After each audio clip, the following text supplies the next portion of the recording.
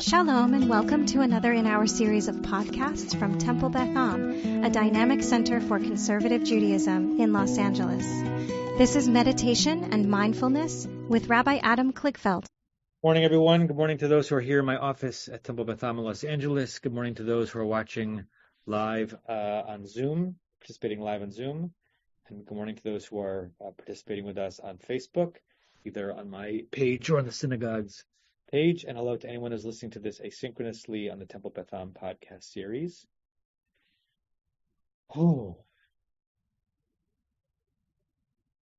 This is the first time I'm engaging in what I would call a formal meditation since my father passed away last week. I've done a lot of informal miniature ones, but in terms of really trying to clear out my mind and focus on breath, this is the first time. It feels very needed and more profound than usual to focus on breath after you're witness to a final breath, which I was blessed to be. Is a very, very big deal to focus on your own breath. And I want this to be a meditation that's meaningful for everyone and not dour and maudlin. So I want to connect it to the Parsha, as I almost always do. The end of the first Aliyah of Parshat Vayeshev.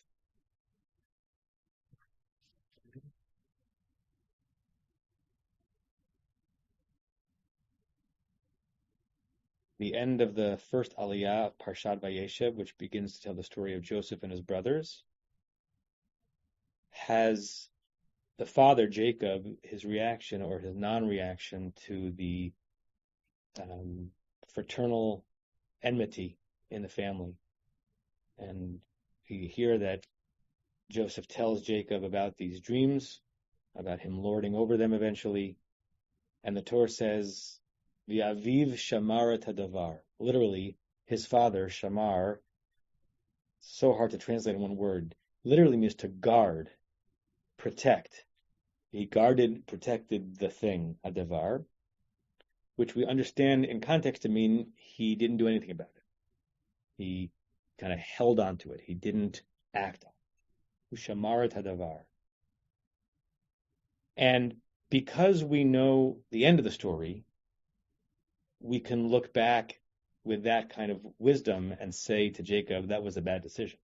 You should not have shamarred the davar in that moment. You shouldn't have just held on to it. That moment required some intervention or action.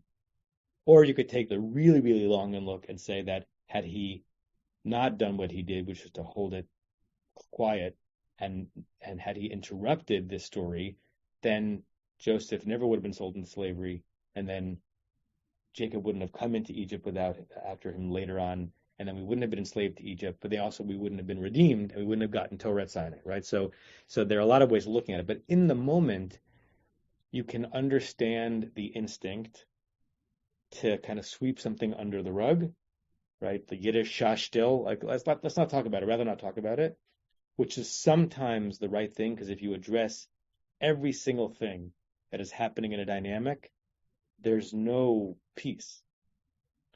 But some things need addressing. And so, depending on where I am in my own life and my own relationships, that impacts how I feel about Yaakov's being shomer et hadavar.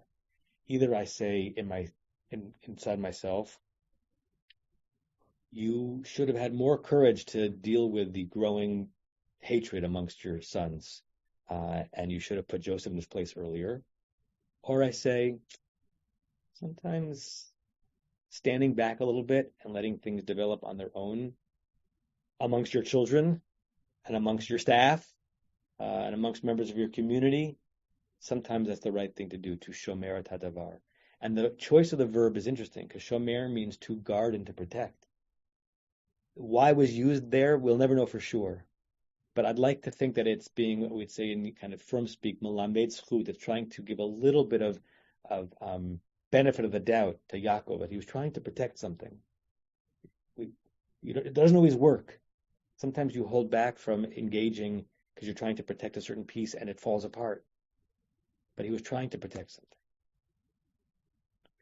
So that's been swirling in my mind as I think about where I stand in all of my engagements and relationships, the things that I feel the need to act on and the things that I feel I need to pull back and just let them be. So with that in mind, I invite you all to close your eyes.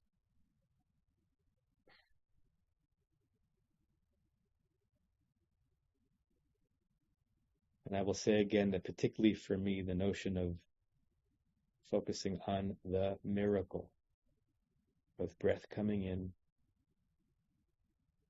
and breath coming out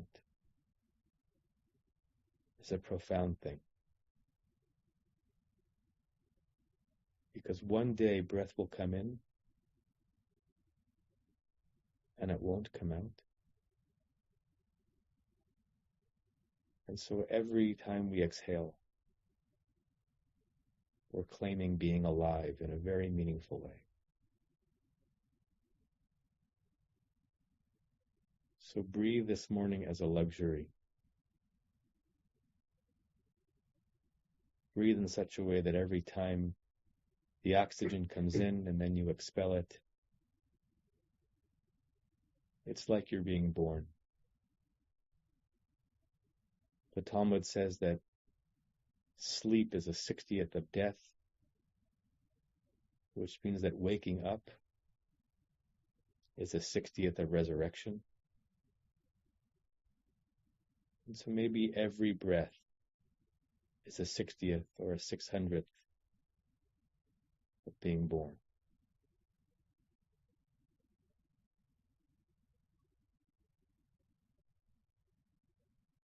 Reorient yourself to your body. Find the places in it that need some spiritual attention. And harness that incredible power of your mind to focus on a finger or a knee or a neck or your eyes, and have them flutter and be animated just because you're giving thought to them. And think of your body with love, at least for these moments. Love every part of your body.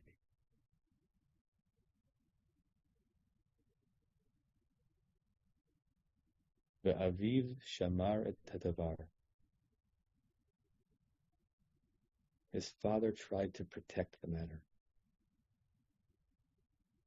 He kept his word in the sense that he didn't speak. He didn't intervene.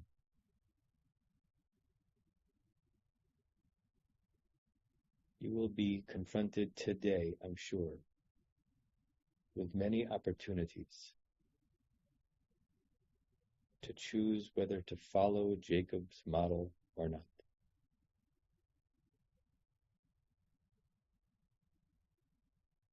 What a challenging art to figure out when to keep back your speech, to let something unfold, and when to share your speech, your words, to try to heal, to intervene in a healthy way. Ve'aviv shamar et hadavar. His father tried to guard them and protect them. It doesn't always work.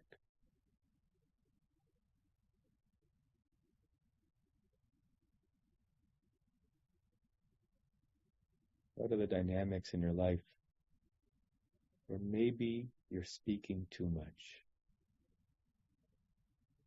You are insinuating yourself too much, and it needs your absence.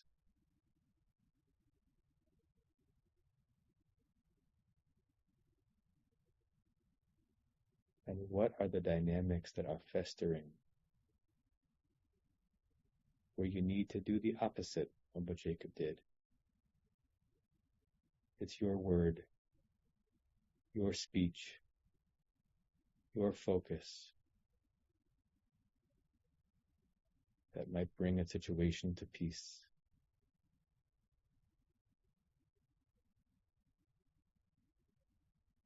Ve'aviv shamar et hadavar.